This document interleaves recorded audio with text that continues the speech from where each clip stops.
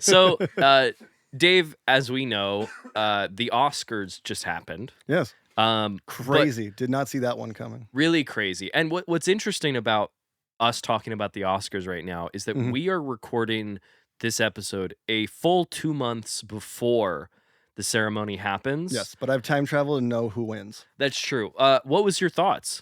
Crazy. Like I said, I didn't see that coming. Conan O'Brien flossing. Yeah, that was crazy. And then he did the thing with the AI. He did an AI video. We set this joke up before we started recording. He did an AI video of himself as Skibbity Toilet, right? Mind blowing. Which is something that I think was revolutionary. know and am aware of as a bit and understand. Yes. I think there were certainly some wins. There were some wins. And there were certainly some songs. Yeah, and some people lost. And there were speeches. Do you remember that speech? That one speech? Oof. That one speech. And they had to play them out. And there was some gum. There was. I hope there was no gum this time. No one. Look, if anyone has thrown their gum to their girlfriend, or wife, or partner, please apologize. Yeah. This time it's Timothy Chalamet like rips some gum out and he throws it at Kylie and then he starts like whipping the nay. Oh, geez, all the way up to the Oh no, we're all like, oh no, we shouldn't have given it to Timmy. We shouldn't have done it. We should have given it to Michael B. Who do you think will win Best Picture? We are recording this on January 22nd. I suspect Best Picture will be One Battle After Another. I think. Fair. But I don't know that it will win Best Director. I think it's going to be one of those split years. I said this to our friend Nathan. I think with the amount of nominations, it's one or the other. Yeah. I think if PTA wins Director, Sinners is winning Best Picture. Yep, and vice versa. That's what I'm thinking. Unless someone else wins Best Director. I'm thinking Coogler's going to win Director and PTA is going to...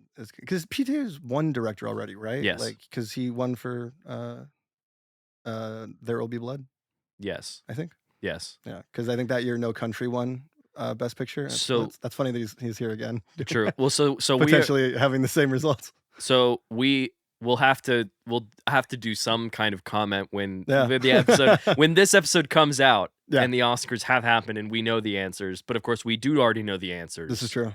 You're saying One Battle. I'm thinking One Battle for Best Picture, and then Sinners. Coogler gets Director. What if I said F1? That'd be wild. That'd be crazy. I'm gonna sounds like something that movie would end up. Isn't that the plot of that movie?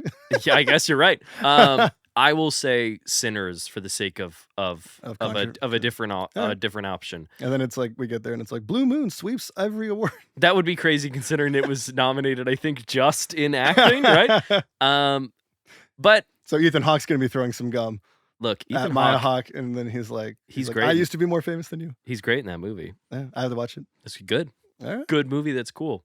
You know what else is? What? This movie we're about to talk about. Ooh, which one is that? It's Avengers: Infinity War. Roll the intro music. Roll the tape. Welcome to a series of podcasts discussing series of films. I'm Matt. I'm Dave. In a world inundated with prequels, sequels, spin-offs, and reboots, we ask the question, do we need one more?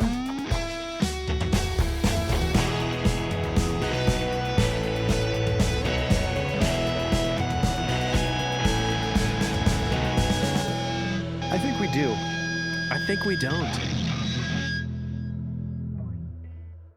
All right, so we're out of the intro music. Yep.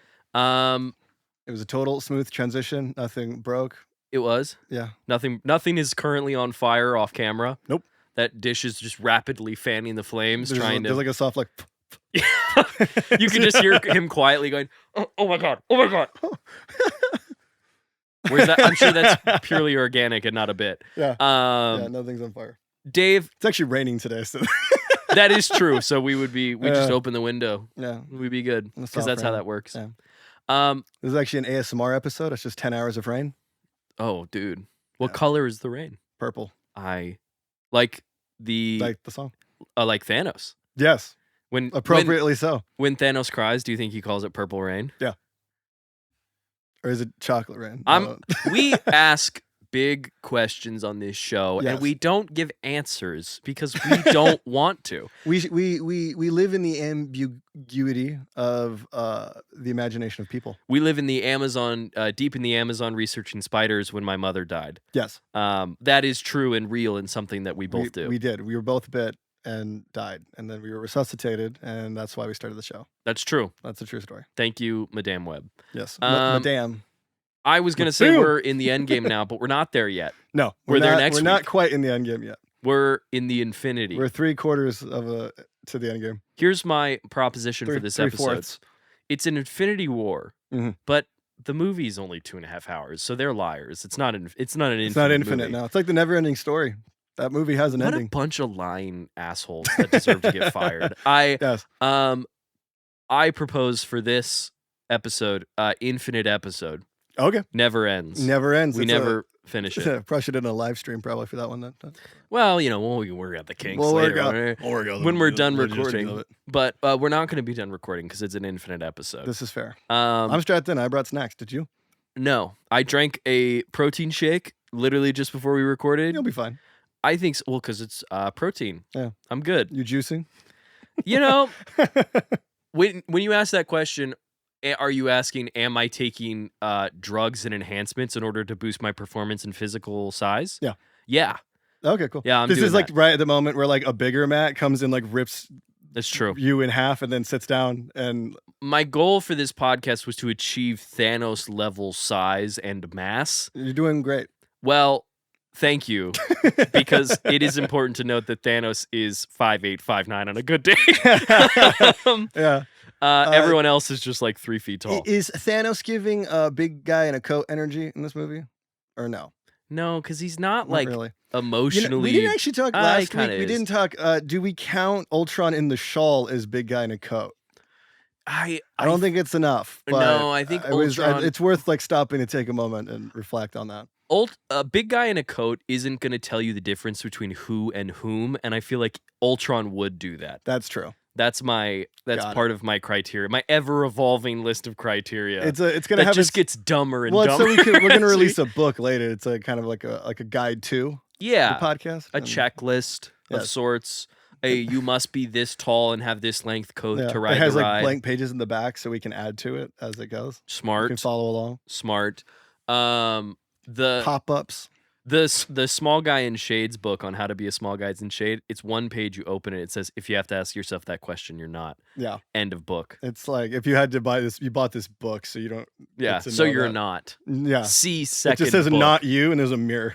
It's like the Dragon Warrior scroll or whatever, but it just says "fuck off." It's like, my chicken noodle soup. We are unhinged on this episode. Yeah, I have a feeling it's gonna be a good one. A good one.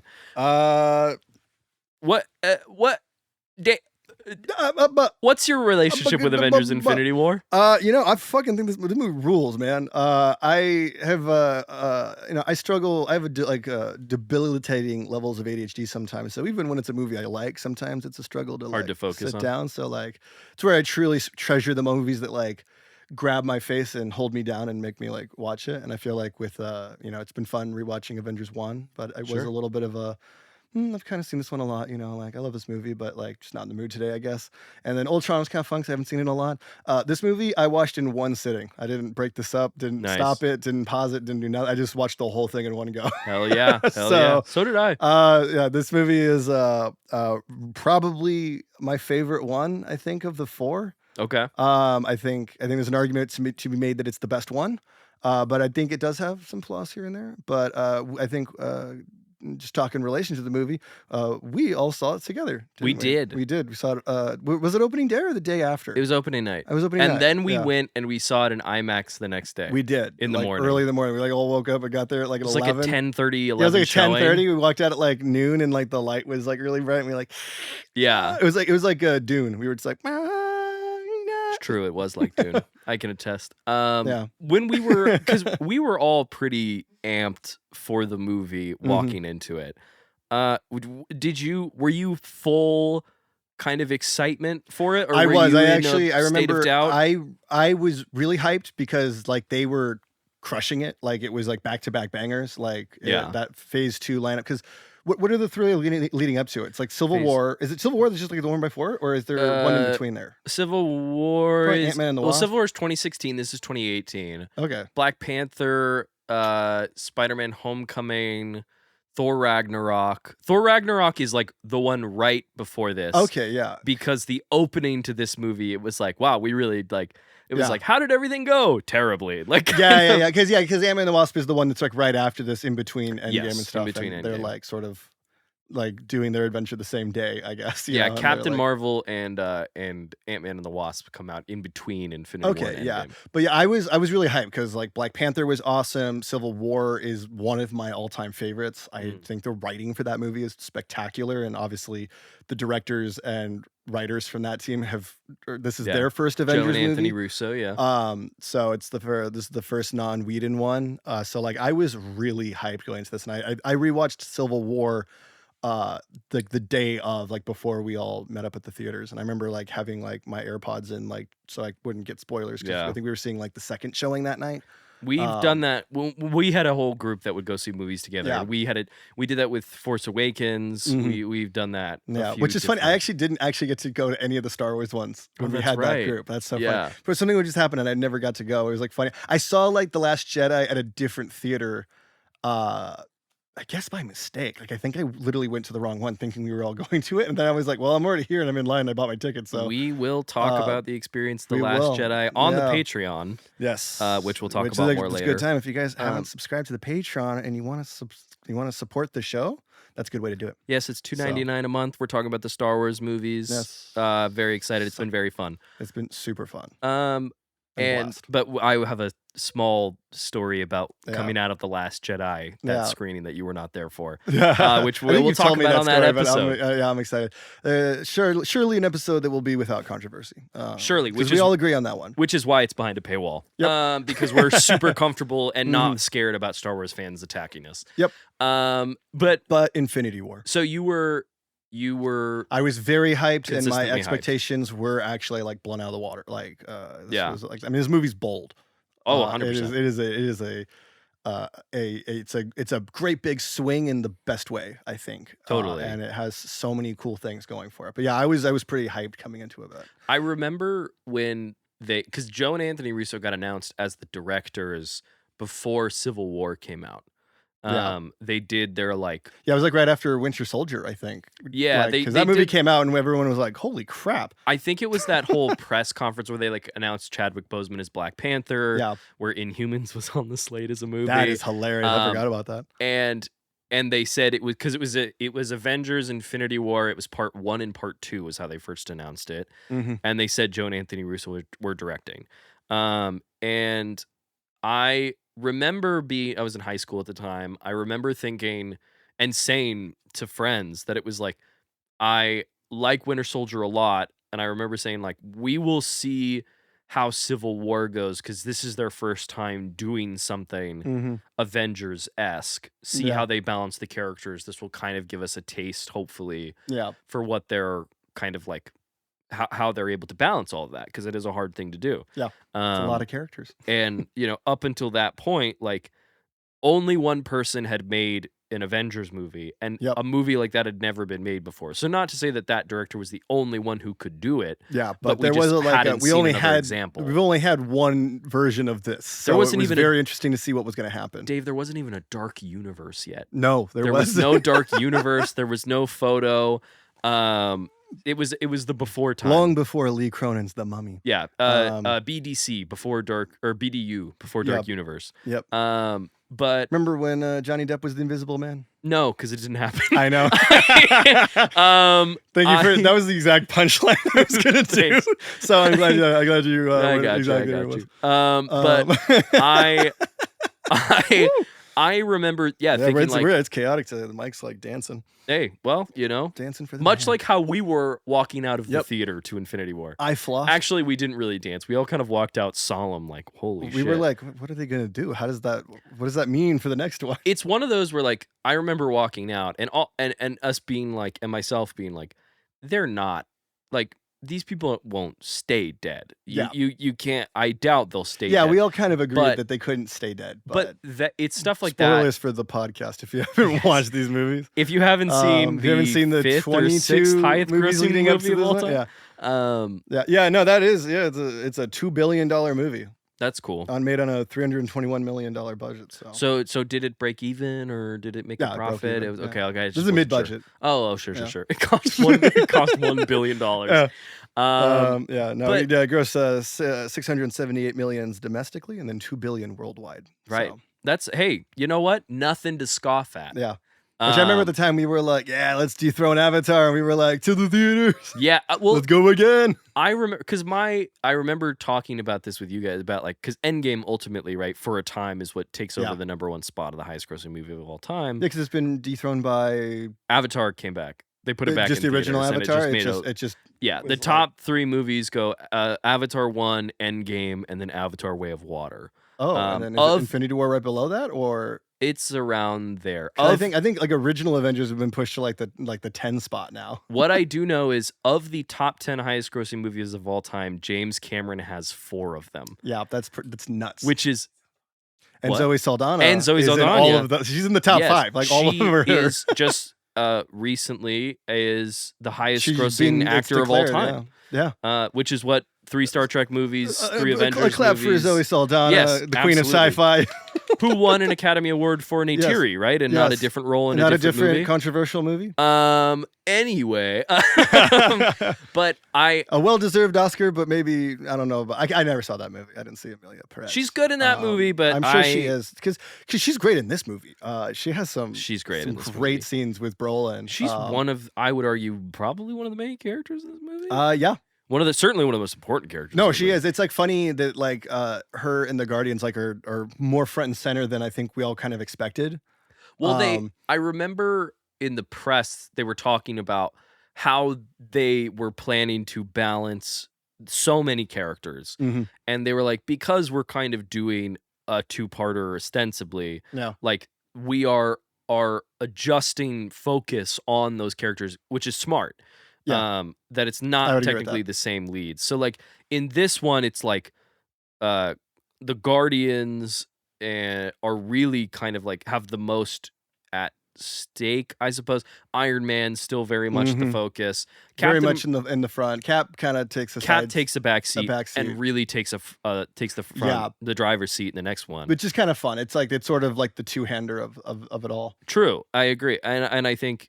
You know, Spider-Man has a big part to play in this. He's got a big part. Doctor Strange is nice and center. Doctor Strange is and those teed up to sort of take the throne. Yeah, and doesn't really actually happen. Black Panther unfortunately doesn't have a lot to do with this, probably because they didn't realize that movie would literally change the world. Yeah, it did. That movie is I fantastic, and he's so good. It was as T'Challa. It was a little hard to watch this movie. I got a little emotional, I won't lie. The day he passed, I remember I literally like kind of shut down and was like like what? I was with Laura. Like I just remember thinking that was so unfair that I literally like I just went to bed like at 6 o'clock. Like I just laid in bed. I just like it was like, wow, I don't feel good. We like not to be like melodramatic about it, but like I really I like that was a weird, hard day. I mean, it cannot be understated how talented he is and was, and you know it seemed very clear that after this movie that they were wanting to position T'Challa as one of the main focuses of this universe. And Chadwick is still, I think, one of the most talented actors of his generation. I would agree with that. And how effortlessly he embodies this role, and how important, like he obviously, we're not talking about Black Panther or Civil War, and maybe at some point we'll talk about either or both of those movies. But you know, he creates the accent, the Wakandan accent. Yeah, like he's the one that pushed for it and fought for it, as damn right as he should. Like he is not in this movie a ton, unfortunately, but the parts that he is in. He's great. He's phenomenal. He is, you know, to T'Challa what RDJ is to Iron Man, to what Hugh Jackman is to Wolverine. Yeah, no, it's pretty iconic. So yeah, that was certainly his introduction in the movie. I remember I said, "Fuck," like that. Yeah, no, when he showed up in Civil War for the first time, you were just like, He is an absolute. He is a unit in that movie. I literally was gonna say he is a unit in all ways. But kind of to continue with how we were feeling about going into this movie before we continue to talk about the plot. I do remember I never had doubts with this movie. But I was a little bit like, how are they? I asked the question that people asked when the first Avengers came out, which is, how are they going to pull this off? I was feeling a little like, how are they going to do it? But I just felt like Civil War was handled so beautifully that I thought we were in really good hands going into this. Same. And I love Civil War just like you. And so I don't mean to, I know I brought up we'll see how Civil War goes. I came out of Civil War being like, okay, they can do it. Yeah. But it was still like, I mean, they could have easily like fucking just dropped it on this one, you know, like, cause it's like Winter Soldier was like a banger. Civil War was a banger. Like to do a third one in a row, like that's hard to do. Yes. You know? And usually that's where you choke up. And the Russos are, personally for me, they are filmmakers that I have sometimes a complicated relationship with. Yes. As do many, I think. Yeah. And I think their Netflix era hasn't been particularly sure. I definitely wouldn't call it a hot streak. I would agree. I have seen The Gray Man, and I have a movie. Opinions about that movie that we don't need to talk about right now because we're talking about Infinity War. We like to have fun on this podcast. Yes, we do. So we're not talking about The Gray Man. I still haven't actually watched it. Should I see it? Is there anything that like take from it even like? Would you consider yourself a completionist? I guess. Then sure. Okay. Yeah. Okay. I see that. But that that might not actually be enough though. But yeah. It was this like, this is part of what is interesting about the MCU debate now. I think because people are like the level of hype. Yeah. Like people like the level of hype has died down. The level of hype has died down. Expectations. That's hard to match. They are, especially when for fans like this. In the era of Infinity War, like it was the excitement also was brewed around the uncertainty a little bit of like, this has never been done before. And now we live in a post Infinity War, post Endgame world. So we don't have that again. So now this question with Doomsday of can they pull this off is a lot more pessimistic than it was back then. We are. Well, it's also like there's a lot of stuff they're planning and it hasn't really been set up. Sure. Whereas like with this one, it was like a lot of the stuff that had been talked about that were sort of, things that you could bump up against in these other movies because it almost is its own thing.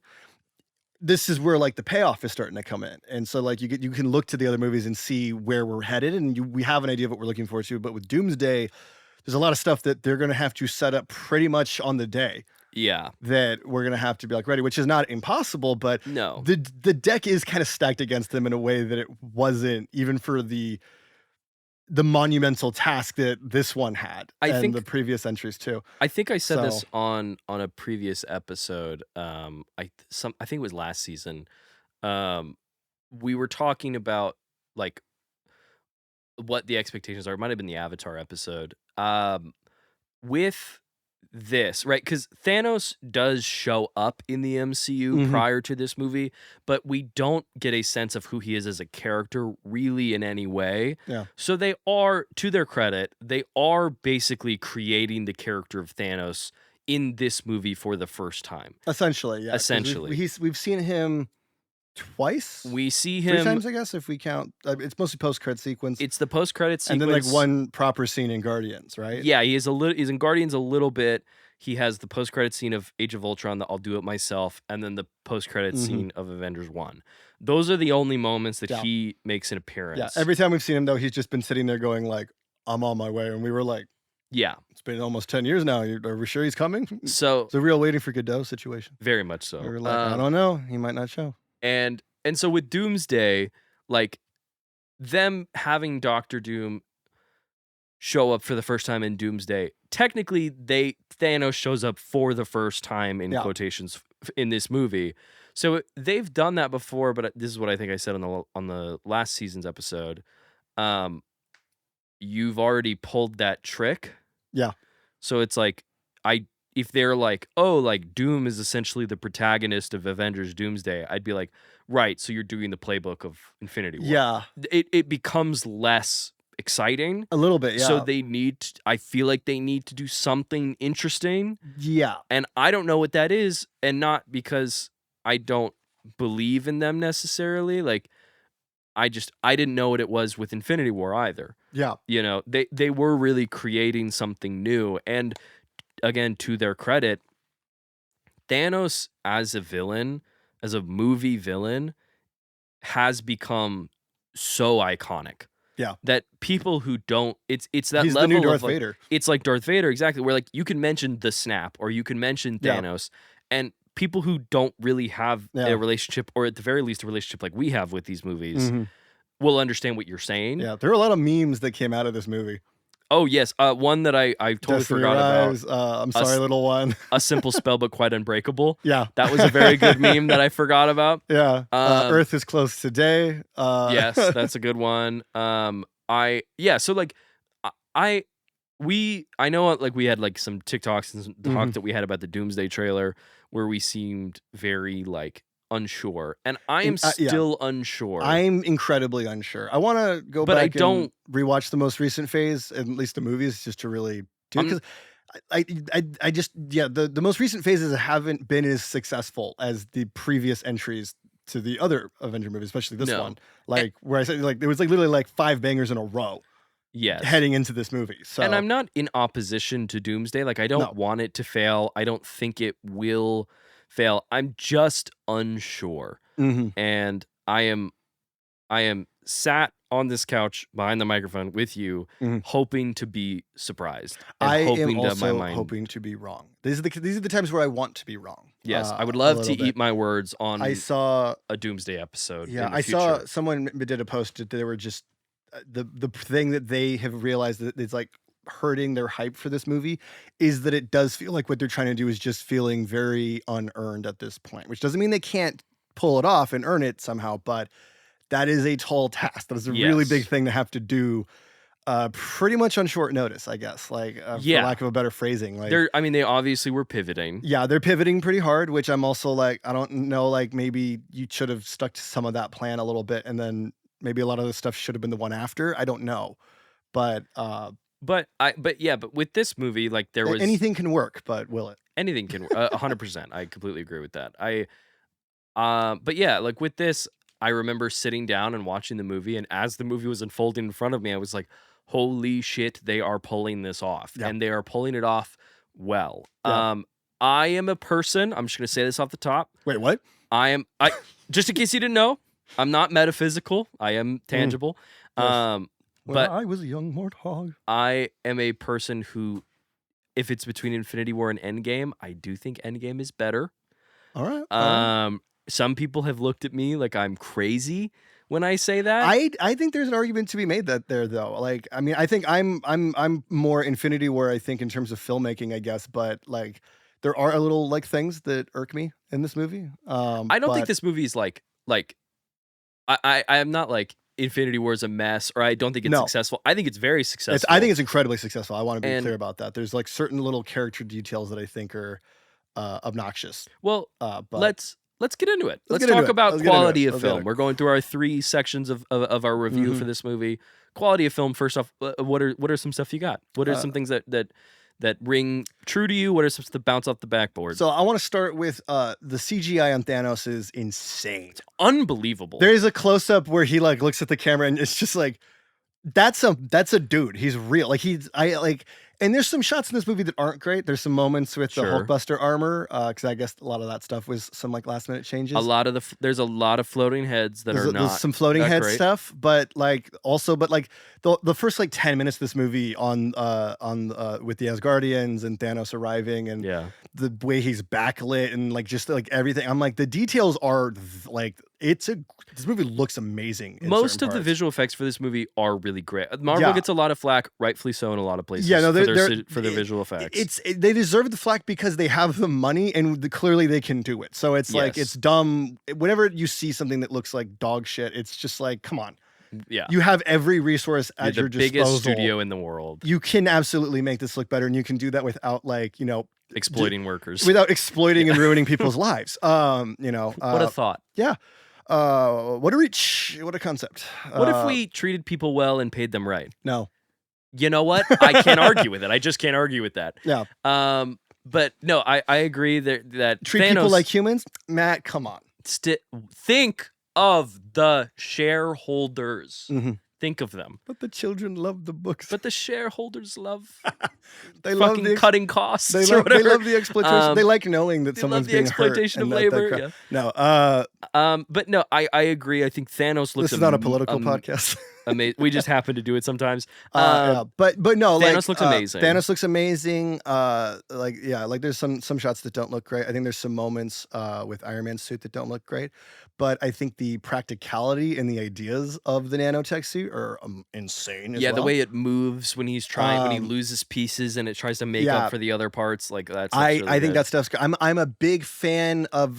We talked about this last season in the Tobey era of Spider-Man. Yeah, just watching the hero get the crap kicked out of him and trying to figure it out. And totally, sure. I'm a big fan of Iron Man losing a lot of the armor because like it's really getting you down to like the nuts and bolts of like I really am running out of time kind of thing. Yeah. Big fan of that kind of stuff.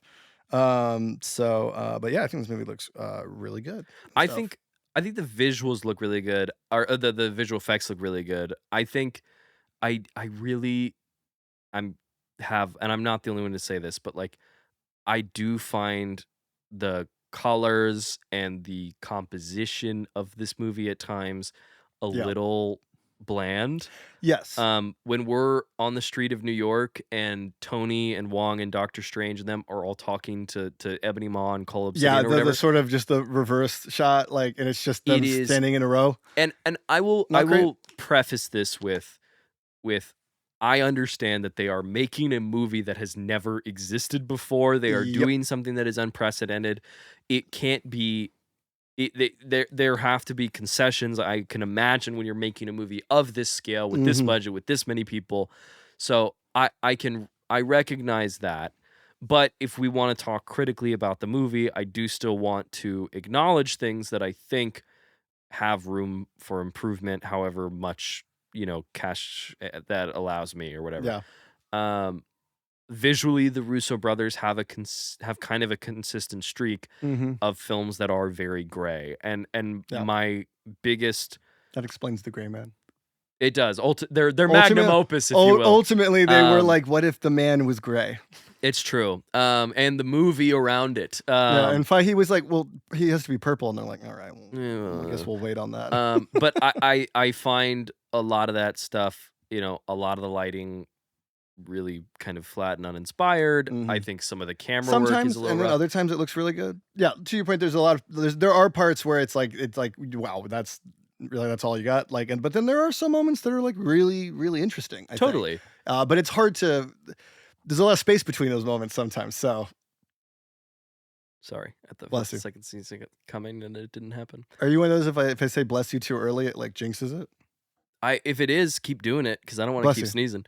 Thank you. I'm already feeling better. Wow. I start glowing. I say bless you a third time and you get powers. Dude, hell yeah. But no, I think some of the shots, like the reveal of Nebula when it turns to the side, like that's a cool camera. View. Yeah, I think that's cool. Is, yeah.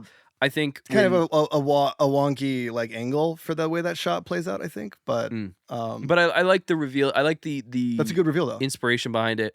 I think Thanos in the water in Vormir where it's like space and then it turns like there's interesting. I'm not saying they're like I don't think the Russos are untalented. I don't want that to be. Kind of sounds like it's what you're saying. Come and get them, guys. No. I think I sick the audience on you like every episode so far this season. Well, sometimes I sick the audience on myself and tell them to fuck off, so it's okay. Fair. Which I do as a bit. I love everybody. Thank you very much for listening. Except you. Except you. Fuck you. No, I'm kidding. And you know who you are. Yes, you do. It's just a mirror to myself, and I'm crying. No, I think you look like Peter Dinklage. You're like, where's the stuff? Yeah, fuck. Where's the handle? Where's the handle? He needs the handle. Yeah. But yeah. But yeah, so like that is something that I certainly kind of have some issue with.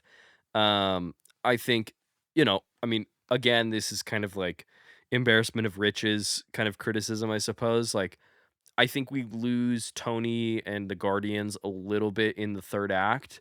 There comes a period where I feel like in the plot they seem like they're just kind of sitting waiting for Thanos. Near the end of it, I feel like the movie kind of like focuses its attention on like there's a really great balance of everyone and switching perspectives with everybody throughout the movie. And then when we lead up to the Battle of Wakanda, the movie kind of like moves aside those characters, and then once that stuff happens, then they go back. You know what I mean? Yeah, Like, there's a little bit of like, okay, we're gonna do this real quick, and then we're gonna jump over here, and then we'll come back. And so it feels like for a brief period near the end of the movie that the characters on Titan are just kind of waiting not really doing anything. True. But again, I understand what I'm willing to concede that I don't. Given the scope, and the quantity of characters at the disposal, you kind of have to figure. There's only so much you can do ultimately. Yeah, I think it does a really good job leading up to that, and then once they get the Titan, they kind of just hang out. But all of I think the work they do on Thanos is remarkable. I mean, this this is a character who in the comics has a completely different motivation. Yeah, I feel like he's more like he's a little bit more Skeletor, I would imagine. He's a I don't mean to be too blunt, but he's a Darkseid ripoff. That's true, yeah. He's a ripoff of Darkseid. His whole thing in the Infinity Gauntlet story is that he's in love with the physical manifestation of death, which in the MCU is played by Aubrey Plaza. So I'll say Thanos. I get it. I totally get it. And he wants to appease her. And you keep that in mind, the plan starts to make a little bit more sense. Yeah, I go, oh yeah. But we're like bros gooning. Hey, oh no, God, Jesus. He said it. I apologize about the Mad Titan himself. Yeah. But Destiny arrives. that was crazy. No, it was funny. But so, Thanos in the comics, he wants to appease death, which is why he wants the Infinity Gauntlets to wipe out the universe and basically give death as many souls as she wants so that she falls in love with him. But then in this movie, like, they completely change the character that he kind of views himself, he describes himself as a survivor, that he sees that there's a problem with the universe and that the stones are the only, wipe out half of humanity. All that stuff is stuff that they essentially create for this movie. Yeah. I think it's very effective. It's super effective. I know people are always like, well, why doesn't he double the resources? And to that, I say, they called him mad for wanting to kill half the people. So this is really about proving a point. This is it is about actually like helping people. Like he really is just being like, I said it. This is what we should have done. You're welcome. And people say this all the time about villains, that it's like the best kind of villain is a villain that you can recognize or have some kind of understanding with what they take umbrage with, but not, have issues with them being evil and bad and doing bad things. Yeah. And so it's like that, part of that is what makes him so compelling. Granted, I do love a villain that's just a piece of shit. Yeah. Like this is a guy whose viewpoint on like adopting Gamora is like, I saved you. And it's like, yeah, from a problem you were causing. Yeah, you caused it. You killed her parents. Half the people were going to die. I put you in the half that survived. And it's like, yeah, but you were the one doing the killing. You didn't have to pick up the gun. You know what I mean? Yeah. So this is if you guys are, if you're like, why didn't he double the resources to that? I would like to remind you that he's called the Mad Titan for a reason. He's the bad guy. There is a degree of pettiness in this plan. But which is also what makes it so scary. True. I think. I think all that stuff is really great. And again, like we said, like Thanos has become as iconic a movie villain as Hannibal Lecter, as fucking as anybody. Like they really Darth Vader, Scrappy Doo. Thank you for bringing up Scrappy Doo. He just seeks puppy power and all of it. All of it. All the puppy God power. forbid he gets the Infinity Gauntlet. A Scrappy Doo with the He's like puppy power. Scrappy Doo is a little guy. Unfortunately, he does not belong in the little guys in shades. No, Club. he's too much of a dick. He wanted to wipe out all humanity. Did you know that? You probably know this because you're probably Tim Curry. Yeah, Tim Curry was like originally tapped to be the villain and like signed on before the script was done, and then when it was revealed that he was going to be controlled by Scrappy Doo, he dropped out promptly. He's like, I hate Scrappy Doo. I won't do it. He said, "Best of luck to you, but fuck that." Iconic and hilarious and fun. Which is maybe a direct quote or a paraphrase. But things that things that looking at the quality of this movie. Yes, like, sorry, jumping back. No, you're good. I think their decision to make Thanos essentially the protagonist, in the sense that they don't. Yeah, he's not the it's not like the perspective is through his eyes. No, but he hits the beats essentially of we see the start of his journey and the end of that journey, the conflicts that he reaches in, and successful. What I love about something I felt even more in the ending of this movie, when when Cap is looking around and everyone's kind of like, what just happened? Cap says, oh God. There's this really strong, palpable sense of absence, of silence in the ending that is so strong. And then what they do that I think is so interesting, and part of it is Alan Silvestri's score that they bring in at the end, that silence We didn't talk a lot about Alan Silvestri last week, but I'm glad he's back. I'm glad he's back. Yeah, because it was Danny Elfman last time. Yes. But that the silence becomes peace. Yeah. Which I really hit. I identified more in this rewatch. Yeah. And I was like, fuck, that makes it even more tragic. It makes it like tragic and harrowing and like all of it. Like, and it can't be understated. Part of what makes Thanos such an interesting character, how good Brolin is in this. Brolin has had probably one of the greatest careers of the century. Quite a comeback. This is a man who's debuted. I don't know if he debuted in the Goonies, but like that's one of his big early roles. One of his big early ones is the Goonies. He's got a little bit of like a gap, I guess. He's in in the Hollow 90s Man, and early 2000s. Is he in Hollow Man? Yes, he is in Hollow Man. Well, I guess because Kevin Bacon's like the sort of Kevin villain, Bacon is the Hollow Man. Is the Hollow Man. The hollowest of men. Brolin is like the boyfriend. Okay. Who's like the good guy. I should watch that movie. I always wanted to see it, and I've never done that. Yeah. So that's. Is it a good time, or is it just kind of? I've seen bits and bobs of it. It's fine. I love Paul Verhoeven. Okay. It's Paul Verhoeven. Okay. It's one of his weaker ones from what I have seen, but. It's no Starship Troopers, which rocks and fucks and is great. I still need to watch Starship Troopers, but I did. I'm catching up. I watched RoboCop and RoboCop, great. RoboCop fucking rules. I get it, guys. I get it. But yeah, like Brolin is. I mean, it's smart that he's underplaying it, right? He's not leaning into the size of the character. No. Or how it's an 8 foot tall purple man who weighs probably 600 pounds. Yeah, probably at least 1 ton. Like yeah, like his diversion of that is what makes it work. I think all the performances I find really great in this. I mean, I wrote this in my notes, like Dave Bautista should win 9 Academy Awards for Drax. I'll do you one better. He's so. How long have you been standing here? When he goes, an hour. It makes me laugh every time. The lead-up to that scene's really funny too, because Chris Pratt's doing the like, hey, do you know if these grenades are the blow your nuts off kind or the gas can? Because I was thinking about hanging a couple on my belt, right? Chris Pratt's really funny in this movie. This is his best role. It is. It is his best role. One of the things that will always bum me out, I like the dramatic tension of Star-Lord being problematic in this movie. Yeah. It is, I think, a big miss in the next installment that they never give him a redeeming moment for that. Like that he doesn't apologize. Well, he doesn't even have like a clutch moment in the fight that sort of was like, no, like that's like the moment that makes up for the fact that he blew it the last time.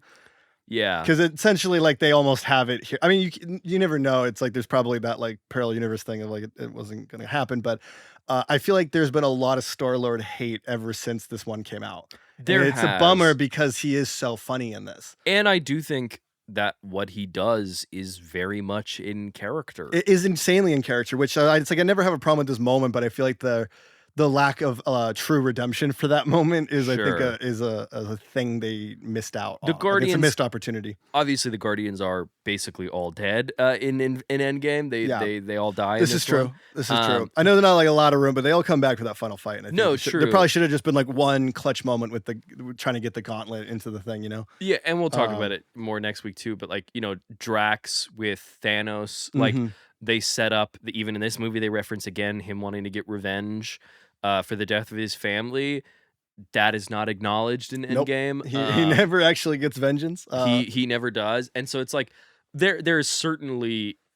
It seems like the Guardians end up taking the back seat, right, in Endgame. Yeah. I do agree with you though, it would be nice to get some kind of check-in with that kind of stuff. But which, I mean, we could always, maybe they could always find a way to do that in the next one. I don't know. It's not who technically knows? confirmed yet, but it would be nice to have a moment where we sort of acknowledge how boneheaded that was.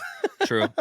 For, I will say, like, again, in terms of like quality and construction, I think this movie's edited really, really well. I think this is some of the best editing the MCU has ever seen. It moves so well. It's balanced really well. I think that's like a huge issue going into the phases after this is the editing. Yeah. And I think like every time like there's a movie that's like one of the weaker ones, it's because of the editing.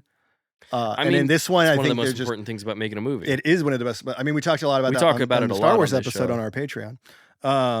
Which people want to go check that out. Another plug. Maybe they do that. But like, yeah, like the editing in this is so good. The build up, like when Cap drops in, when he makes his return, is like the way my one of the hypest moments. Laura locked the fuck in when Chris Evans showed back up in this movie. I said, as it was like when it cuts to Wanda and Vision, I turned to Laura and I was like, "Your boy is almost showing up," and she goes, "I know, I'm just waiting for him to." Show up. She was like reading a book. She put her phone down. She was like scrolling through like Amazon, like online shopping, and put it down. Not to, I get it, totally get it, and I think that's fair. Evans looks unbelievable. He looks like a movie. lion, dude. Looks like fucking like a king. It's his best look. It's his best look. We all agree. It's basically it's his best look. Yeah. Certainly he looks good in it. I definitely didn't grow my hair out and rock the beard after that because of it. I definitely didn't. No, I don't think any of us did that. I'm like that one dude in Iron Man 3 in the van that's like Adam Pally. A sort of a Petter my whole look. I 100%. 100%. Yeah, I think Evan, the way the sleeves are rolled up with the fingerless gloves, like it's good. It's a vibe, man. Something that I kind of noticed in terms of characters that get more focused than not. Vision is very important to this movie. Yep. Does not do a whole lot. Does not. Kind of sits around sick, essentially, and wounded. He becomes the MacGuffin of the movie because they're like, how do we solve this problem without losing our friend? Which is unfortunate for a character who's so interesting. I think Vision is a really fun and interesting character.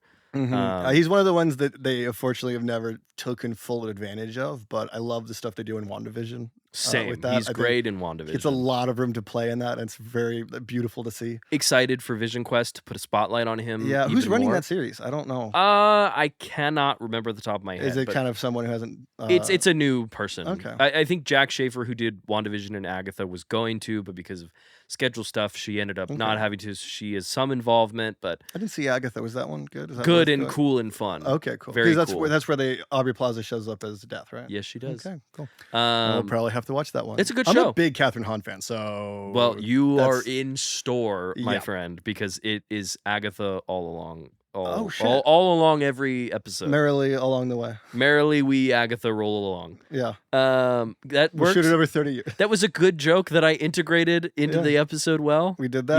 You would say? Thank you. Thank you for that. I think I think this movie is really good. I think it balancing its homages to the Marvel universe of the of the past. Yep. While still telling its story currently. I love the matchups, the way they sort of shake the bottle and get like, hey, the Guardians over here with Tony and Spidey, and I couldn't have told you that Thor and Rocket Raccoon would be as good of a duo as they are. That's like I honestly like. Okay, so I like that. Rocket should have probably. It would have been nice to see Rocket hanging out with like Thor more after these movies. I know totally they get some kind of have some time, but and an Endgame. And in Endgame they get some time, but that's a duo I did not know I needed. Love them, and they work really well together. Bradley Cooper, excellent in this role as always. He has a great moment, Rocket, where it's like, all right, time to be the captain, and he's like. Especially with Guardians 3 as retrospect. In retrospect, like that moment like hit like harder this go around because you're like, oh my God, like I didn't realize we were like setting that up. And I know they had James Gunn come in and essentially just rewrite the Guardian scenes to make them more consistent, which I think was a good move. Because they're fucking. First of all, them showing up with Rubber Band Man as their like return to the screen is iconic. I clapped. I fucking clapped when I saw it. Hey man, the Guardians are probably the best part of the MCU. They probably are. they're up there at least. Like, I mean, all of the characters there are so. I mean, this is just a round of applause to James Gunn. Yeah, the man's good at what he does. Yes, which it's you know, I think it's no secret we're fans. Yeah, we're a very big fan of James Gunn. Yeah, I think everybody is good given the level that they are in it, right? Scarlett Johansson, I think, is very good in this movie.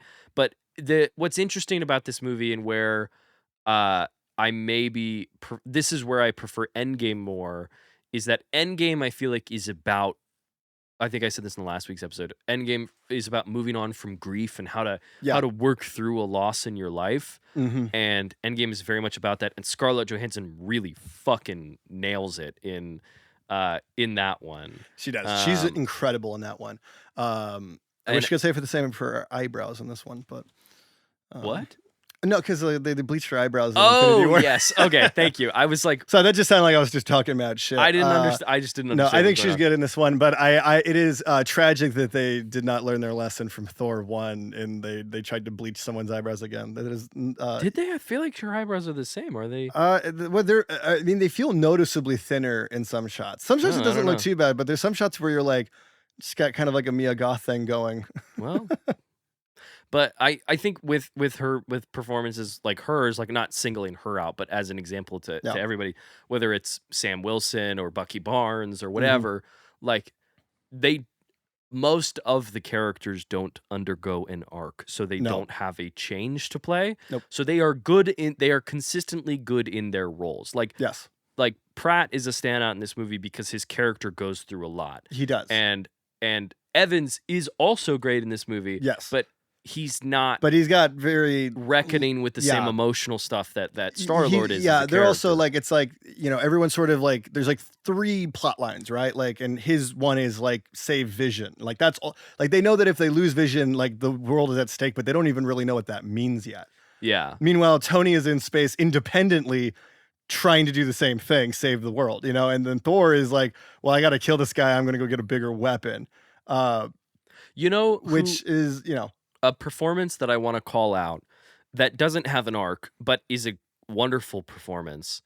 Ross Marquand as the Red Skull. Incredible cameo. I really want to bring this up. I completely forgot on this rewatch that he was in these movies. Yeah. Again, and I completely forgot that was a thing. Which blew my mind the first time it happened because, you know, there were kind of whispers and rumors that could happen. It was always like, what happened to Red Skull? He didn't technically die. He clearly went somewhere. Yeah. Like, I think it's a very, like, again, talking about paying homage to the MCU of the past, but still like, no, it's okay. Hey, it's okay. Oh, sorry. It's okay. Hey, it's okay.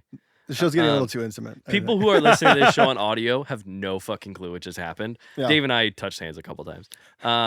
But just the tension's getting too palpable on this episode. But you know, I remember watching Red Skull when he shows up in this movie and legitimately being like, "Oh my god, they got Hugo Weaving back." I thought it was him too until like the credits rolled and I was like, Ross Marquand.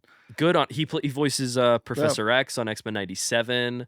Oh yeah, he does. That's right. He voices another character. He is an incredible impressionist. If you've never seen the video of him just doing like 60-second impressions, it's one of the funniest things I've ever seen. One of the best Brad Pitt impressions I've ever heard. Yeah, every impression he did is probably the best impression version of that. Yeah.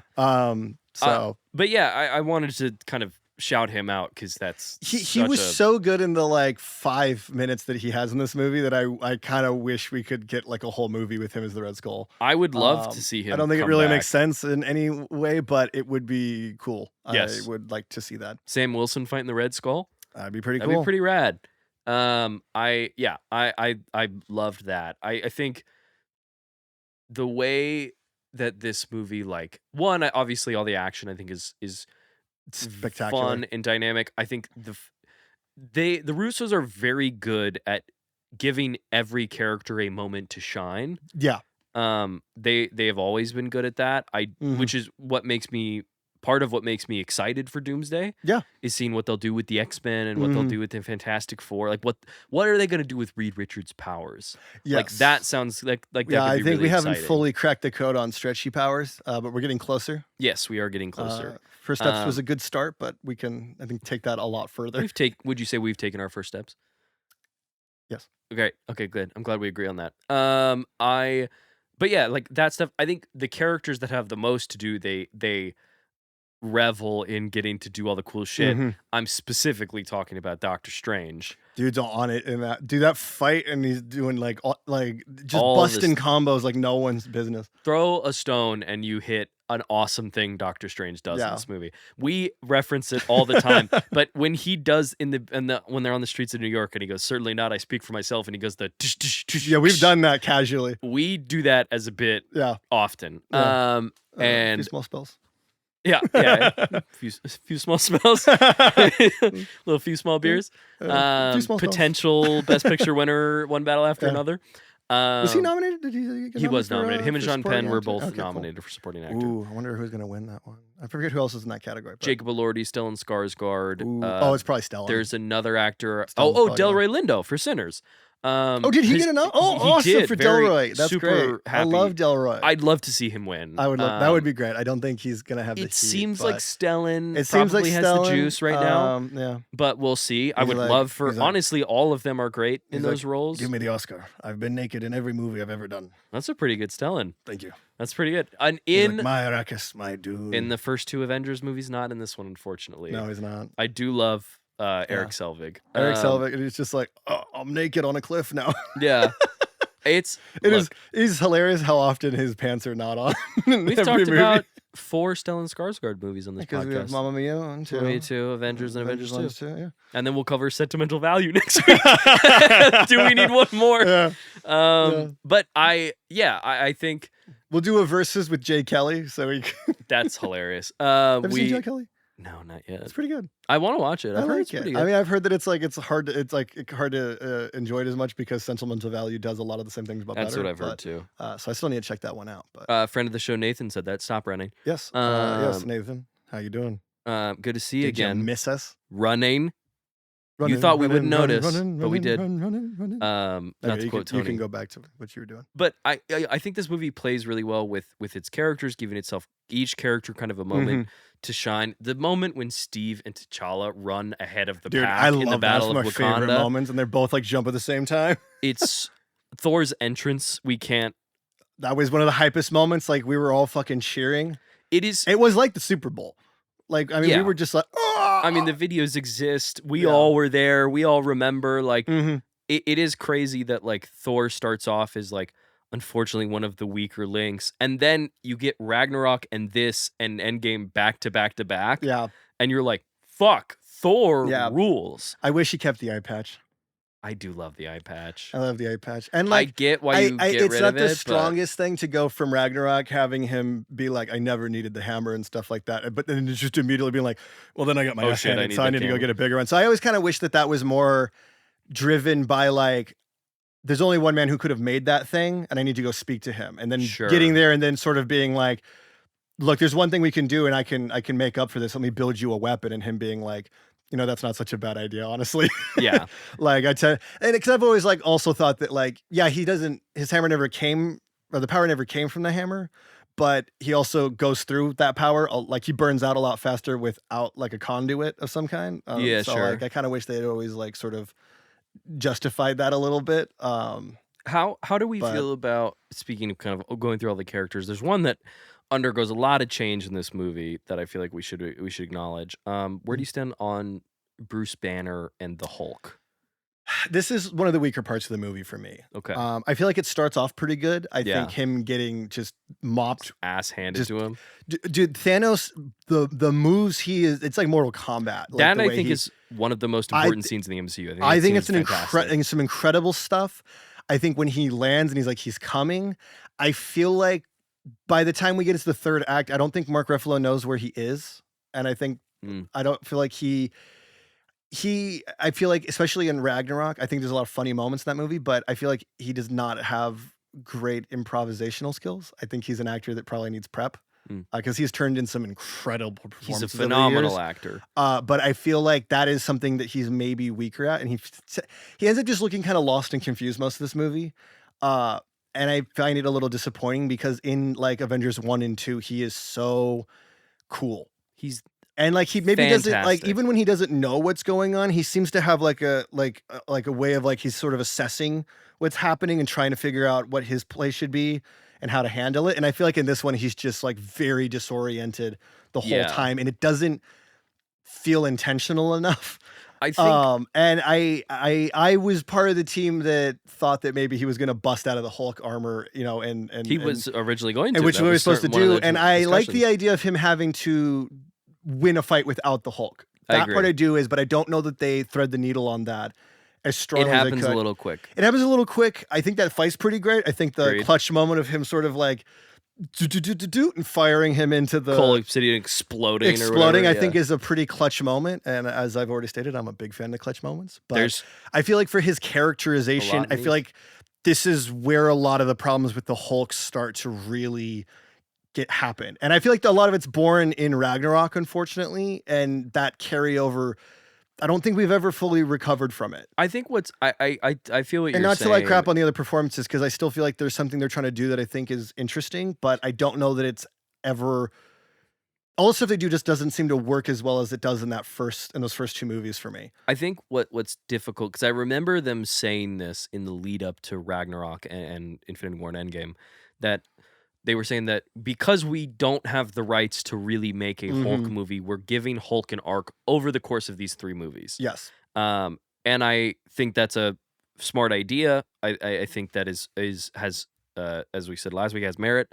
I think what's tough about that is that the Hulk is a character defined by conflict. Yeah. By the conflict within himself of the man and the monster and all this other stuff. And I think because he is a supporting player, you unfortunately cannot put the focus too much on that conflict. No. So when, like, the smart Hulk stuff that we'll talk about next week, I am all on board for all of that stuff happening. I have no problem with those being beats. This is an entire universe that spans now decades. Like, we should change the characters and experiment with them. Yeah, they should grow. They should find themselves in different headspaces. The Hulk doesn't... what life is, you know? The Hulk every movie doesn't have to be like, oh my God, you know, we can play with this. The problem is that I think is that the stuff that defines the Hulk as a character, that conflict goes unseen. It goes unseen, and by the next movie, like, we don't even get to see what is maybe the most pivotal moment of his life. Yeah, it's incredibly important. And that's a thing that the MCU gets worse and worse at in certain entries, and especially I think in like a lot of the Phase 4 stuff. I think Homecoming to Far From Home is another one. There's a lot of stuff that happens off screen that I think we really should be seeing. Yeah, and I think this movie's still really good, so I don't want to like feel like we're taking too many shots. But I feel like unfortunately the Hulk stuff is the weakest stuff of the movie in my opinion, and it's a bummer. Yeah, I feel like the character. He's very confused and he went from being like one of the like smartest guys in the room to being kind of a joke every time he opens his mouth, and it's never been very fun for me. 'Cause I'm a big fan of that character, and so it's just kind of always like disappointed to have him just being kind of like I don't know, like, and it's like we're kind of maybe he's just kind of too goofy for me. Sure, that I think that's fair. Not to be like one of those guys that's like but I can appreciate them trying to do something else. I think this stuff can work and be stronger. I just don't think they're doing it as good as they can. And that's where I sort of bump up against it. Kind of maybe moving from quality of film into rewatchability. What are the moments that you kind of found in this movie that speak to its rewatchability, that kind of like, dude, this whole movie, man, like I told you, like I mean, the whole third act, I like this like season, like this is the movie I've been the most locked in for. Sure. So it's I don't know if I can elaborate on that much further. Like, it's just every scene, like I could just watch on YouTube by itself and find it really like just like the WandaVision stuff where they're at the like when they're doing the little hideaway love rendezvous. Yeah, like I'm just like, oh, the yearning. We love characters that yearn. Their dynamic is great. Like, just every scene in this movie feels really rewatchable to me. All the stuff with a character that we have not mentioned, which is surprising that we haven't. All the stuff with Spider-Man, I think, is so much fun. Ned, I need a distraction. Oh, we're gonna die. We're gonna die is fucking hilarious. Shout out to Jacob Batalon. Jacob Batalon. He yes, is hilarious. He's fantastic. So funny. You see Novocaine? No, but I know he's in it. He's pretty fun. I didn't love the movie as much as I wanted to, but he's a good time in that one. Good. Good for him. All that stuff. Magic, more magic with a kick. The Russos do a good job. They've done good work with Spider-Man, I like what they do with Spider-Man. I'm into it. Where do you stand on the Iron Spider suit? That feels a very controversial It's thing. One of those things. I know why it looks the way it does, and it's because in Endgame they want Spider-Man to look more like Spider-Man than the Makes actual its first comic appearance Iron Spider in suit. Homecoming. Yeah, it's like I think the suit's very cool. I think it's fun that we sort of get the blend of like what the comic version is. Sure. It is a little disappointing we don't get the like all red and gold look, because I think that's one of the crispest costumes Spider-Man wears in the comics. Good stuff. Spider-Man, like pound for pound, has some of the coolest fucking outfits of all time. Like a guy came into my one of my day jobs, and he was wearing the Scarlet Spider sweater. Ooh! And I looked at him and I was like, dude, love that. I'm sorry, Dad. It's okay. Yeah. If I just look at this thing wrong, we're not on speaking terms. Thanos keeps snapping and the mic keeps turning to dust and falling over. What you can't see is that Paul Rudd is on the corner of the mic and he just keeps knocking it over. That's what he's doing during. It's because you blasted Anaconda last week. Yeah. Well, look. Or 2 weeks ago. 2 weeks ago, yeah. I watched Anaconda and unfortunately did not love it, despite really wanting to like it. I'm sorry. I'm sorry. It's okay. They look like they had fun on the press tour. Yeah, I mean, I'm all for it. Like I'm in support while still being critical. But I think it should be said, we've talked about Hawkeye every week on this Avengers series. Mm-hmm. No Hawkeye in this movie. Nope. The only one where they lose. Just saying. I think the math speaks for itself. The memes have said it. We support this on the podcast. Hawkeye is the reason they win. It's the reason they win. Yep. This is what Lindy Cardellini was talking about in the second movie. He's not in Doomsday, as far as we know. So if they lose in Doomsday, what's the one after being called again? Secret Wars. Oh, okay. Yeah. That's right. I feel like way out of like touch with what's happening. Don't worry. Like I said, I am chronically I should probably online. do better about that. I'm going to come prepared next week, guys, with my homework. I think all the stuff with Spider-Man, they have a lot of fun with. It is funny that they're part of their thing with Spider-Man is like he keeps referencing movies. I know. Well, it's like funny that which is not a thing that is really associated with the character. It's like not, but it's like funny that he's always referencing it in a way that feels like he doesn't know what he's talking about. And I'm like, it's like, I don't know, they could probably just commit to him being an actual cinephile and that would be fine. And be like less like, I guess, controversial. But it is funny that it seems to be kind of inconsistent when he's in his solo movies. Like whether or not he like knows what's going on. He doesn't really talk about movies. Like there's the bit where they talk about Star Wars and Homecoming. Yeah, but he's always like, there's always this really old movie. Like it's almost they just say it to like insult the adults a little bit. Yeah, they're trying to make fun of him being young. I'm like, no, come on, Star Wars. Everyone knows Star Wars. Like, who talks that way about Star Wars? But dude, credit to Tom Holland. He's great. Final scene. I mean, look, Mr. Stark, it don't feel so good. If I've talked about it, a million people have talked about it, but like Holland maybe has not had some of the best projects. No, post playing Spider-Man, but the boy can act. Okay, the man can act. The man can act. He's a man. And Biro is great. I've never had it. I want to try it. I've talked about it on this podcast before. I like it quite a bit. I think it's quite good. It's also low calorie. Ooh. It's like 70 calories. Oh, is it really? It's like 70 calories. Here I am, fucking spokesperson for Vero. Hey, if Tom wants to sponsor the pod, we will love to have him on. A big year this year. I'm like, come on, Tom, get on the show. We'll put a pull-up bar right here, and you can show off. And we'll feel insecure. Yeah, and we'll be okay with that. I've been looking more and more Grinch body. I think lately. Some would say. And by some, I mean I and all, that's the peak male form. The Grinch body. The Grinch body. This is skinny with a big beer belly and green. Yeah. Yeah. The three most important things. Yeah. It's got you all your basic food groups right there. Exactly. Thank you for saying that. Hairy, green, and belly. And belly. Yeah. But yeah. Tom Holland's great. We got to get that boy in some good projects. I'm excited for the Odyssey. Got the Odyssey. I'm really hopeful. Strap in, guys. We're doing that this year, so get your tickets.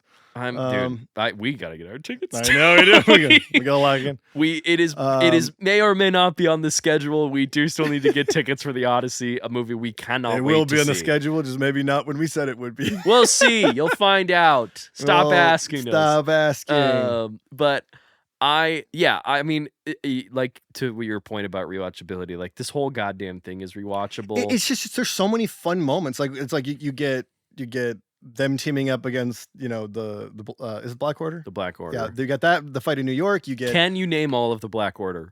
Cold Obsidian, Proxima Midnight, Ebony Maw. Nice. And I said Cold Obsidian. What's the other one? This one. Oh Lord. Corvus Glaive. It's funny. I sat there when I was watching it and I was like, there's not another one, is there? Is there 4? Nebula actually is technically part of that. Is she really? Yeah, she's like, they don't really she doesn't feel like it in the movies, but that was essentially like the idea is that she was sort of like her and Gamora are supposed to be like the 5th and 6th member, but because they're not really doing stuff with them in this movie, it's sort of an irrelevant detail, I guess. But I guess not irrelevant. It's just that it's not worth bringing up in this guessing game. But acknowledgments also to Karen Gillan, she's great, the best. I will say there's moments where they're torturing her, and she does sound like a chicken. I didn't clock that. It sounds like a like, you know what? We'll play the soundbite of what I'm talking about just vaguely. And this is not to say it's like a bad choice, because it is like that does sound like someone being tortured. Yeah. But it also reminded me of like a chicken in the distance. Fair enough. She's the best. She's wonderful. She's great in those Jumanji movies. Too. I gotta watch those Jumanji movies. They always look like fun, man. Fun. They're not bad. I saw this. Would you say you need one more? Or I is that a need more conversation? of those, you need for more sure. Dish. It's coming this year. It is. Yeah. And I get a pick. Dish and I have the biggest fucking grins on our face talking about Jumanji. This is no joke. Maybe we coordinate our I need one more is a little bit on this one. That's so funny. They're one of those movies where they're like, they're fun. Yeah. And I saw Jumanji 2, technically 3, the next level with Laura. It was one of our first dates. Ooh, good it day, was man. like Jumanji and Birds of Prey. That's funny. Abby and I's which also rocks. Birds of Prey is killer. I gotta watch Birds of Prey still. I've still never seen it. I just Fun missed movie. it, and I just haven't had time to go back. You know who's great in that movie? Who? Everyone. Nice. But Ewan McGregor is also really great. We need more Ewan McGregor. No, I was gonna say Abby and I's actual first date was they were doing like $5 tickets or something for like a horror night at the movie theater, and it was just like a random Tuesday in October, so they were just like playing like horror movies, and they were just doing repeats, and we went and saw The Nun, as it turned out to be, which was actually not a bad time. We had a really good time with that one. It's not great. It's not one of the better ones in that Conjuring franchise, but I still think fun. Like it's definitely weaker, but None is it's fun. None is fun. You would say? None is fun. Yes. That official slogan of the podcast. Yes. None is fun. Have you seen that one thing where they're like, when Vera Farmiga's busy and they're like, get the sister.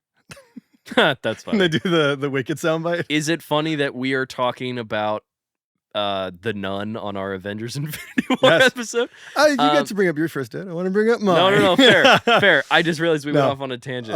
No, it's fun. It was fun bringing Abby to Doctor Strange and having her be like, I don't know what the fuck is happening. That's fair.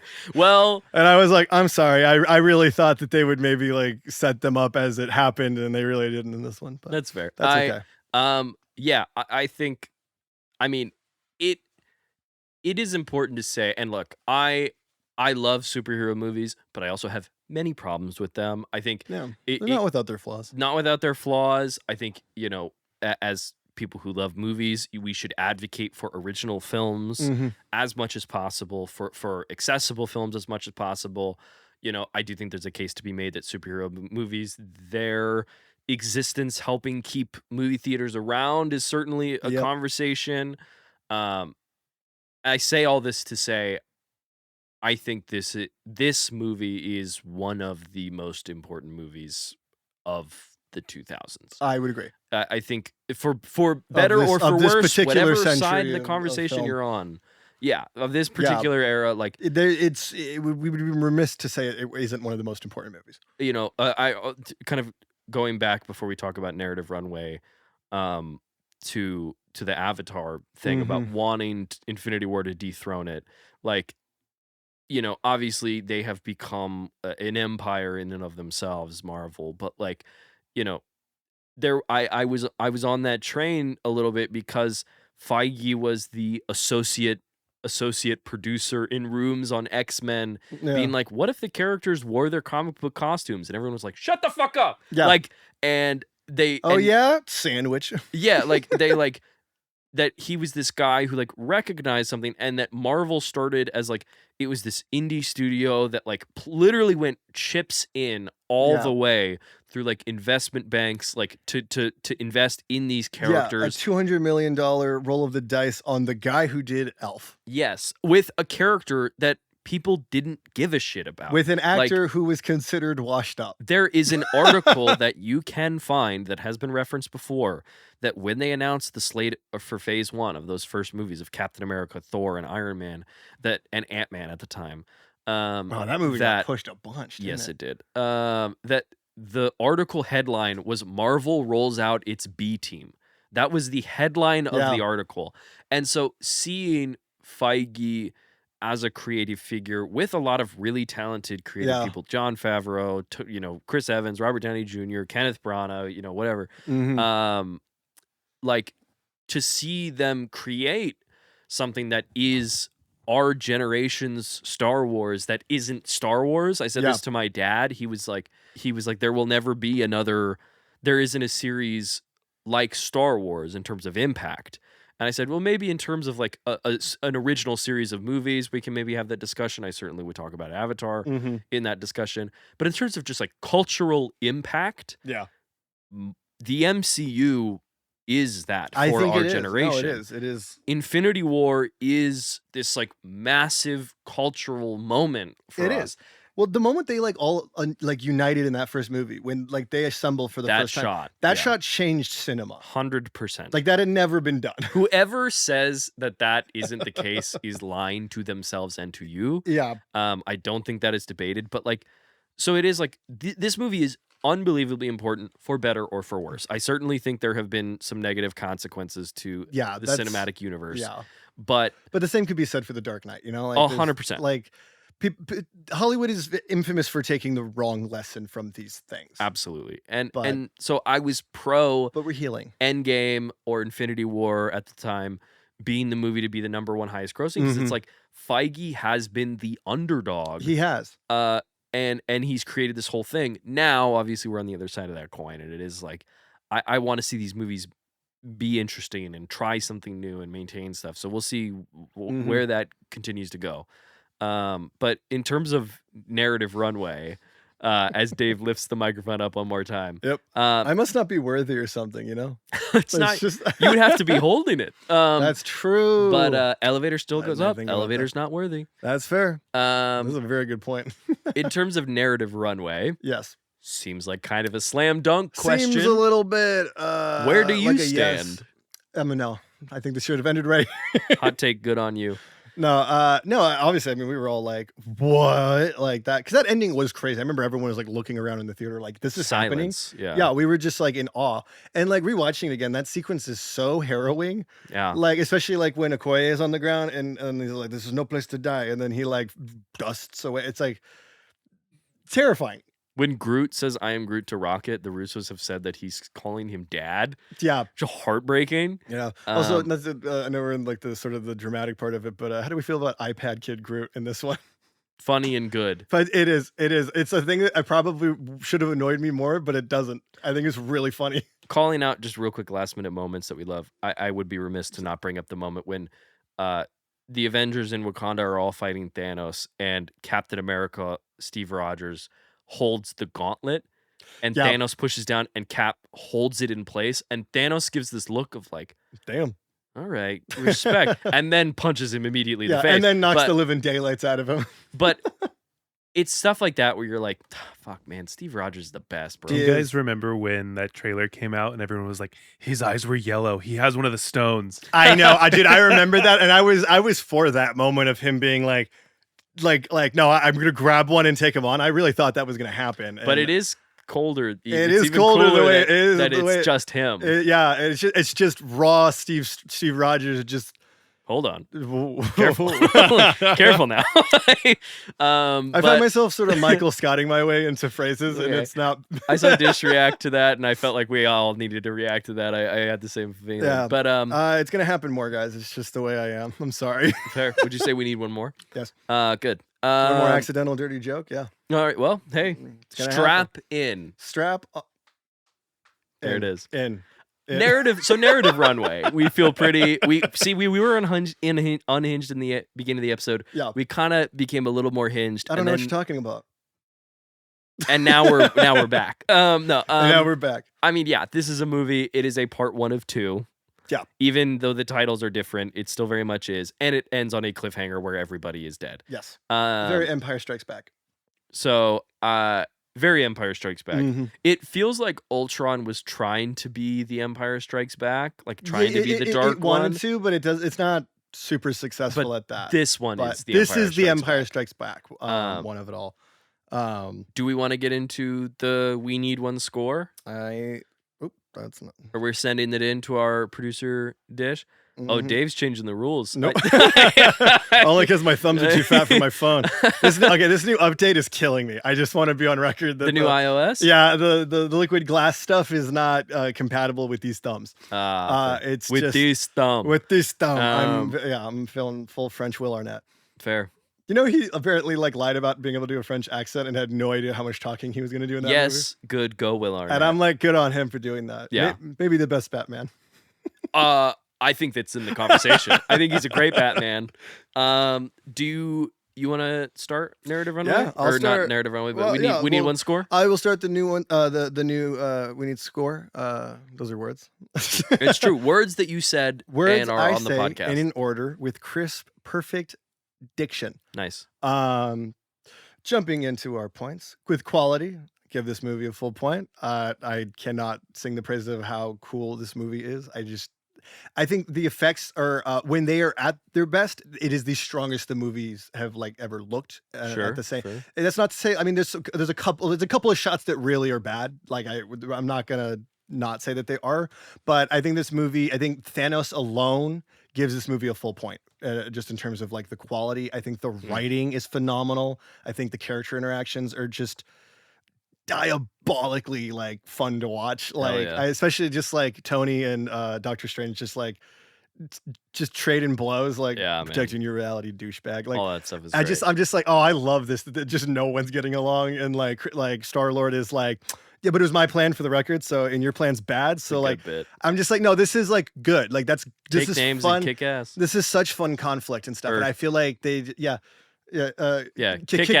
names and take ass. Yeah, I said it correctly. Okay, we didn't talk about that moment where Tony's that long look. That long sigh of we're gonna die. Oh fuck, I'm gonna die. That's the moment he knew how the movie ended before we did. Yeah, true. But no, I think the writing's phenomenal, and so I give it a full point for that. I think obviously a narrative runway. It's a part 1 of 2. It just obligatory is going to get the point for that because we want to know what happens. Sure. And then for our third point that I'm glossing over, rewatchability. Like I said, this is the movie I've been the most locked in for, and I really thought, watching Ultron, I was like, oh yeah, I was really locked in for this, underrated. And then I watched this, and the fact that I did this all in one sitting, says something, I think. So so yeah, I'm giving this a 3 out of 3, Matt. Fair. Mm-hmm. I'll start my score by saying, do you remember, is it Captain Crunch, the Oops All Berries? Yeah. I would say Oops All Threes. Ooh, yeah. Or Oops All Ones, I suppose.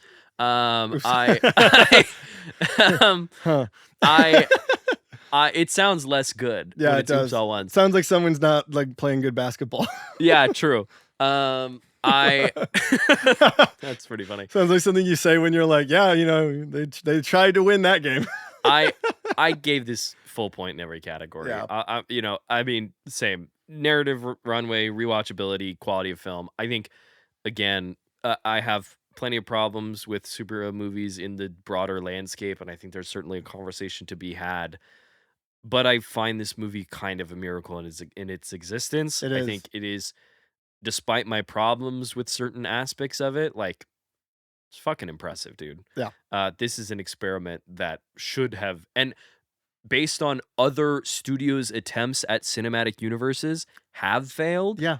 and the fact that they were able to pull this off to the level that they did is something that can't be undersaid. Yeah. So I'm all three. I'm all threes. Oops, all threes. I turn to the sky. What do we think, Dish? Yes, producer Dish. What are your over thoughts? here, bozos? Oh, that's right. Kidding. He's just slightly He's looking around. He's every climbed time. down off his pedestal just to mock me. No, you guys said all of it. Honestly, I think for me, the cultural impact of this movie is insane. Like the rewatchability, obvious 1 point. Well, I'm gonna say I got 3 points for this one too because like it's a great movie. I personally like sometimes have a hard time with part 1s and 2s. Especially after watching Wicked last year, but I would agree with that. I think that's a good example of a part 1, part 2 not completely and working. this one ends on like a loss, and I'm like, and then obviously the narrative runway, it's like you want to know what happens, so obviously you want more, but I just think it's done so well in a way that's like, man, they really tried, and like you still felt it, and even though you lost, you still want to see what happens, and so on, and like, you know, I can almost predict that we're going to keep this trend of these Avenger movie because they are amazing. Yep. But to what you guys said with like the MCU of a cinematic universe doing what they did, it's like people weren't doing this. Like, no. But also this isn't like, all right, 4 years of some good movies. No, this is like a long time and a lot of movies and a lot of work put into it, which, you know, I think they got ahead of themselves with like phase 4 and 5 and all blah blah blah because they were like, oh, we're doing really good, more movies. And that's why now we have the phenomenon of Marvel fatigue. More is not always more. Right. And I think there was something too, like 2 movies a year, you know, 3 movies a year. Yeah, like three at most, you know. And, Not like and you got 6. them every couple of months, you know. So it was like a thing to look forward to. Yeah, every quarter, if you would. They were just and then dropping like, something and then great. Unfortunately, Disney Plus happens, you know. They've changed it now. The politics of that is, I think, what they spread it out. They said it's 2 to 3 movies a year, and maybe 1 to 2 shows a year. They learned their lesson, which makes me hopeful. I don't know if we'll ever get to this level. It's uncertain if we'll ever reach the same heights as this, but this was like a landmark moment. I remember just the theaters being packed. I remember thinking like, fuck, are we going to get tickets in time? Like, what an exciting time to be alive. Honestly. Yeah. So, honestly. Another 9 out of 10 for us. I don't know if there's any wild cards to be anyone given, but looking to give it the extra point. We I'll each admit, get 3 a season. I seriously 3 a season? considered it. I would like to put this in the Hall of Fame. 8. I would like to get it. Oh no! You're like I use my point to block you. New rule. You're like you can corrupt it like a kyber crystal and exactly deflect it. No, I think I actually do. I really think this movie is it's unprecedented. Like this one, with everything happening, this one could have failed and been just a bomb. This could have been really, really bad, and it's not. Dang. And so I think it's worthy of that extra point. And I don't feel like I'm rounding up the way I was Ultron to get to the 9. I think this was a full marks. Easy 3. I'm going to use one of my points for this. I'd like to. Because I think one thing I didn't put this one in the Hall of Fame. How well they orchestrate the different stories. I think they do it well, and the pacing feels good. With this. Agreed. When Rubber Band Man starts to play and the Guardians get introduced, it's like so amazing how they do it. I don't totally love the handling of the Hulk near the end of this movie, but I don't hate it. I just don't think they go deep enough on it. And then I don't like some of the backtracking with Thor, but it's like I think a lot of the stuff that's going to end up being a problem is down the road, and I don't know that it's this movie's fault necessarily. So like even with those being sort of like controversial issues and things people talk about, and I'm very cognizant of it. It doesn't ruin the movie for me. Totally. You know? And like this movie is, I've seen this movie a bunch of times, man, and it's every time I watch a clip from it, I just get excited. So I have good news. They made another one. Shut the fuck up. What? Is it out? There is a sequel to this. Is it coming out? I think it's still coming out in phase 6. Phase 6? All right, cool. Okay, good. Right on. I just want to make sure. I really wanted to commit there. Cowabunga, dude. You did. That was good. I also would like to point out, we have now each put a movie in the Hall of Fame. It was me with Back to the Future, and then you gave the bonus point for Dungeons and Dragons, and now Dave has given. I was literally thinking about how good Dungeons and Dragons is today on the drive over.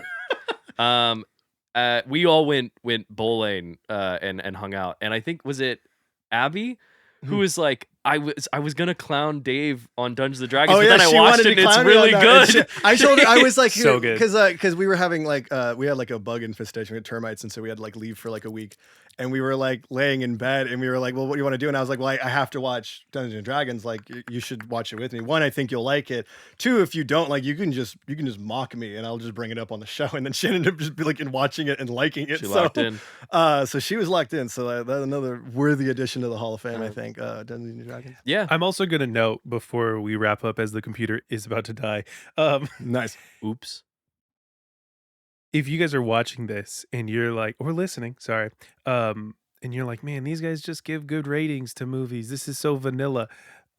We got other movies. We got a bunch of other movies planned this year. Trust us, the rest of this year's going to be very interesting. It is like these scores are going to probably take some dips later. I'm hopeful because I'm very excited about some of the movies we're going to cover, but I don't think they're all going to be 9s and 10s. I think we're going to hit some lower scores. I think, especially in the next lineup, I think there might be some. I also think, and we're on mic right now, and I'm just saying this. We haven't talked about this off mic. There might need to be a council discussion to maybe put Speed Racer in the Hall of Fame. I think we might, because the extra point discussion never. It didn't happen at that time. It didn't happen at that time. It didn't exist.